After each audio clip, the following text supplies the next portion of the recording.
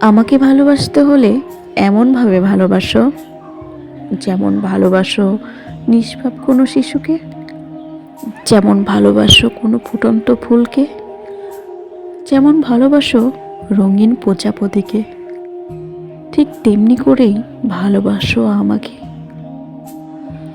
যেখানে থাকবে না কোনো ছলনা, থাকবে না কোনো মিথ্যার অভিনয়, থাকবে শুধু দুটি হৃদয়ের নিখাত কোমলতা, যে কোমলতা দিয়ে কেবল ভালোবাসা যাবে, বিশ্বাস করা যাবে, অনুভব করা যাবে স্পর্শের গভীরতায়।